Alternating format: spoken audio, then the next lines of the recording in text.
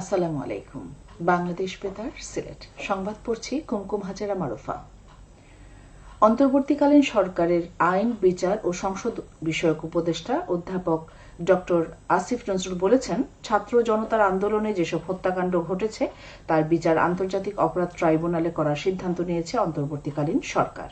সচিবালয়ে এক সাংবাদিক সম্মেলনে গতকাল তিনি এসব কথা বলেন। আইন উপদেষ্টা বলেন, এসব ঘটনার তদন্ত জাতিসংঘের তত্ত্বাবধানে করার প্রচেষ্টা নেওয়া হয়েছে। তিনি বলেন, গত ১ জুলাই থেকে ৫ আগস্ট পর্যন্ত ছাত্র জনতার আন্দোলনে সংঘটিত হত্যাকাণ্ডের ঘটনাগুলোর বিচার আন্তর্জাতিক অপরাধ ট্রাইব্যুনালে করা হবে। তিনি আরো বলেন, আন্দোলনকে কেন্দ্র করে একই সময়ে ঢাকায় হওয়া মিথ্যা ও হয়রানিমূলক মামলাগুলো আজকের মধ্যে প্রত্যাহার করা হবে, আর বাকি মামলাগুলো ৩১ আগস্টের মধ্যে প্রত্যাহার করতে হবে। অন্তর্বর্তীকালীন সরকারের মুক্তিযুদ্ধ বিষয়ক উপদেষ্টা ফারুকী আজম বীর প্রতীক সাভারে জাতীয় স্মৃতিসৌধে মহান মুক্তিযুদ্ধের বীর শহীদদের প্রতি শ্রদ্ধা জানিয়েছেন। তিনি গতকাল সকালে রাষ্ট্রীয় আনুষ্ঠানিকতায় সাভারে জাতীয় স্মৃতিসৌধের মূল শহীদ বেদিতে ফুল দিয়ে শ্রদ্ধা জানান। পরে তিনি জাতীয় স্মৃতিসৌধের পরিদর্শন বইয়ে স্বাক্ষর করেন। গত মঙ্গলবার বঙ্গভবনে রাষ্ট্রপতি মোহাম্মদ শাহাবুদ্দিন তাকে শপথ বাক্য পাঠ করান। শপথ অনুষ্ঠানে উপস্থিত ছিলেন অন্তর্বর্তীকালীন সরকারের প্রধান উপদেষ্টা ডক্টর মোহাম্মদ ইউনূস। রাজনৈতিক দলগুলোর সাথে উপদেষ্টাদের সংলাপে সর্বসম্মত সিদ্ধান্তে ১৫ আগস্টের সাধারণ ছুটি বাতিল করেছে সরকার। মন্ত্রিপরিষদ বিভাগের উপসচিব মোহাম্মদ কামরুজ্জামান স্বাক্ষরিত এক প্রজ্ঞাপনে একথা জানানো হয়েছে। সিলেট সহ দেশের বিভিন্ন থানা থেকে লুট হওয়া ৩০৯টি অস্ত্র এবং ৬,২৫৮ রাউন্ড গুলি উদ্ধার করেছে পুলিশ। প্রায় ৯ দিন পর এসব অস্ত্র ও গুলি উদ্ধার করা হয়। গতকাল দুপুরে পুলিশ সদর দপ্তর থেকে এক বার্তায় গণমাধ্যমে এ তথ্য নিশ্চিত করা হয়। পুলিশ সদর দপ্তর জানিয়েছে, সম্প্রতি লুণ্ঠিত অস্ত্র ও গোলাবারুদ হতে এখন পর্যন্ত বিভিন্ন ধরনের অস্ত্র ৩০৯টি, গোলাবারুদের মধ্যে গুলি ৬,২৫৮ রাউন্ড, টিয়ার গ্যাস সেল ৩১৮টি, টিয়ার গ্যাস গ্রেনেড ২টি এবং সাউন্ড গ্রেনেড ৯টি উদ্ধার করা হয়েছে।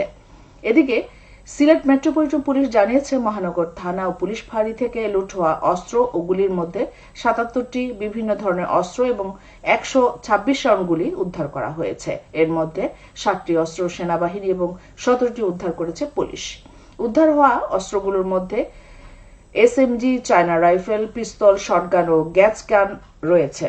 পুলিশ জানায়, গত ৫ আগস্ট সরকার পতনের পর মহানগর পুলিশের কয়েকটি ফাঁড়ি, কোতোয়ালি বিমানবন্দর সহ কয়েকটি থানায় হামলা, ভাঙচুর এবং অগ্নিসংযোগ করেছিল দুর্বৃত্তরা।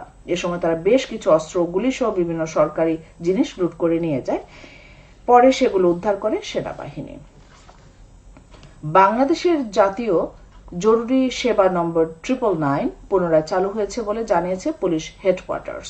এক সংবাদ বিজ্ঞপ্তির মাধ্যমে জানানো হয় যে, কোনো দুর্ঘটনার শিকার হলে যে কেউ বিনামূল্যে 999-এ কল করে সাহায্য চাইতে পারেন। এই নম্বরে ফোন করে পুলিশ, ফায়ার সার্ভিস এবং অ্যাম্বুলেন্স সেবা কিংবা এ সংক্রান্ত অন্যান্য তথ্য পাওয়া যাবে। এদিকে মন্দির, গির্জা, পেগোডা ও অন্য কোনো ধর্মীয় প্রতিষ্ঠানে হামলা হলে তার তথ্য জানাতে অনুরোধ করেছে ধর্ম বিষয়ক মন্ত্রণালয়। ধর্ম মন্ত্রণালয়ের এক সংবাদ বিজ্ঞপ্তিতে এই তথ্য জানানো হয়। এতে বলা হয়, এসব ধর্মীয় উপাসনালয়গুলোতে দুর্বৃত্ত কর্তৃক হামলার শিকার বা আক্রান্ত হলে তার তথ্য 01-766-843809, আমি আবার বলছি 01-766-843809 এই মোবাইল নম্বরে ফোন বা খুদে বার্তার মাধ্যমে জানানোর জন্য অনুরোধ করা হয়েছে। প্রায় ১ মাস বন্ধ থাকার পর গতকাল থেকে সিলেট সহ দেশের সব প্রাথমিক বিদ্যালয়ে পুরোদমে ক্লাস চালু হয়েছে। প্রাথমিক ও গণশিক্ষা মন্ত্রণালয়ের জ্যেষ্ঠ সহকারী সচিব সত্যজিৎ রায় দাসের সই করা অফিস আদেশে ক্লাস চালুর এই নির্দেশনা দেয়া হয়। এতে বলা হয়, প্রাথমিক ও গণশিক্ষা মন্ত্রণালয়ের আওতাধীন সব সরকারি প্রাথমিক বিদ্যালয়, শিশু কল্যাণ প্রাথমিক বিদ্যালয় ও উপ আনুষ্ঠানিক শিক্ষা ব্যুরোর লার্নিং সেন্টারগুলোতে পুরোদমে শ্রেণী কার্যক্রম চালু করার প্রয়োজনীয় ব্যবস্থা গ্রহণের জন্য নির্দেশক্রমে অনুরোধ করা হলো। একই সঙ্গে প্রাথমিক ও গণশিক্ষা মন্ত্রণালয় থেকে গত ৩রা আগস্ট ক্লাস বন্ধ রাখার নির্দেশনা দিয়ে জারি করা অফিস আদেশের কার্যকারিতা রহিত করা হলো বলে আদেশে উল্লেখ করা হলো। আইন শৃঙ্খলা কমিটির সভা অনুষ্ঠিত হয়েছে গতকাল মৌলভীবাজারের কমলগঞ্জ উপজেলা পরিষদে। এতে প্রধান অতিথি ছিলেন উপজেলা চেয়ারম্যান ইমতিয়াজ আহমেদ বুলবুল। সভায় সেনাবাহিনীর সদস্য সহ জনপ্রতিনিধি ও বিভিন্ন শ্রেণী পেশার লোকজন উপস্থিত ছিলেন।